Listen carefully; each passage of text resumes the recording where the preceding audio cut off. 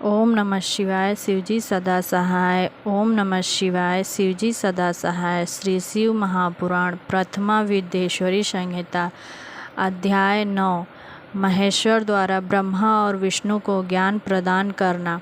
श्री नंदिकेश्वर बोले, हे सनत कुमार, अब ब्रह्मा विष्णु हाथ जोड़े हुए शिव जी के अगल बगल में जा बैठे।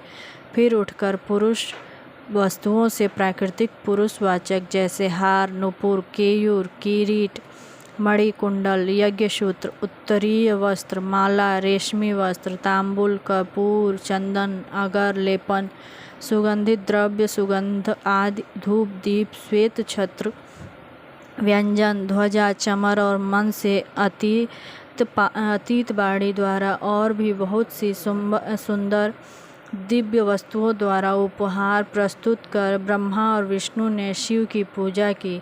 शिव जी ने उन चढ़ाई हुई वस्तुओं को उठाकर सब में वितरित कर दिया, परंपरा की रक्षा की। पुनः ब्रह्मा विष्णु से पूजित शिव जी प्रसन्न हो उनसे बोले, हे वत्स, ऐसा महान दिनों में तुम्हारी पूजा से मैं संतुष्ट हुआ।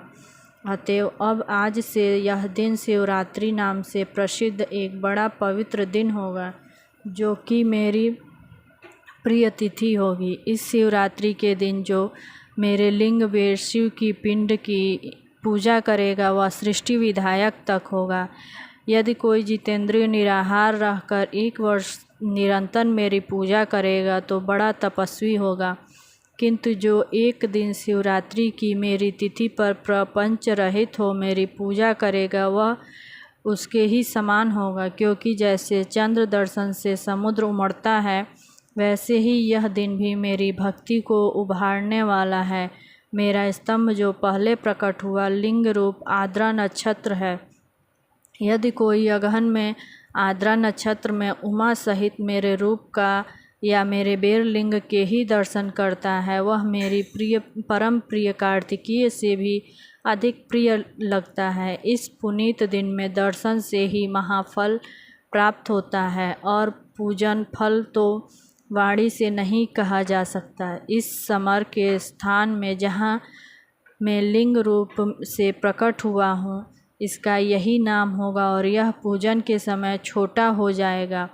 यह भुक्ति मुक्तिदायक होने के साथ ही दर्शन, स्पर्श और ध्यान से आवागमन से मुक्ति देने वाला है। विश्व में इसका नाम अरुणाचल होगा और यहाँ शरीर छोड़ने वाले को मुक्ति प्राप्त होगी।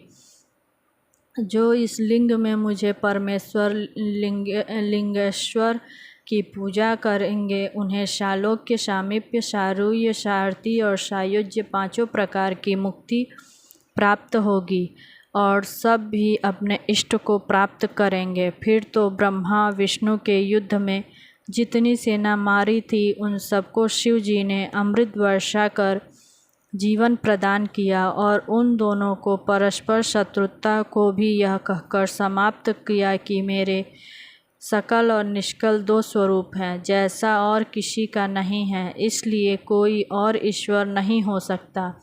हमारा एक तो स्तंभ लिंग रूप है और दूसरा निष्कल सगुण रूप ईश्वर है। ये दोनों ही रूप सिद्ध हैं। बड़ा आश्चर्य है कि तुम लोगों ने अज्ञानवश अपने को ईश्वर मान लिया था। उसे ही दूर करने के लिए मैं संग्राम भूमि में आया। अब अभिमान त्याग कर मुझ ईश्वर में भक्ति करो। मेरी ही प्रसन्नता से लोक में सभी पदार्थ प्रकाशित हो रहे हैं। मैं ही परब्रह्म हूँ और मैं ही यह सब कलाएँ हैं। मेरी ही यह सब कलाएँ हैं जो निष्कल रूप में दृष्टिगोचर हो रही हैं। मुझ गुरुदेव के वाक्य ही सर्वदा तुम्हारे लिए प्रमाण हैं। तुम्हारी प्रीति देखकर ही मैंने ऐसा कहा है। मैं सगुण निर्गुण दोनों हूँ। यह सब कुछ मेरा और ब्रह्म ज्ञान देने के लिए ही मैं निष्कल रूप में प्रकट हुआ हूँ।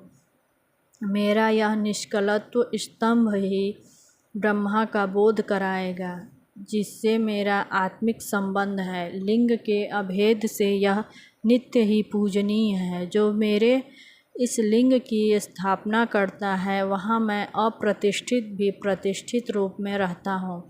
मेरा लिंग रूप प्रधान और बेर रूप गौण है। बेर में स्थान की क्षेत्रता नहीं है और लिंग में स्थान की क्षेत्रता है। ओम नमः शिवाय, शिवजी सदा सहाय। ओम नमः शिवाय, शिवजी सदा सहाय।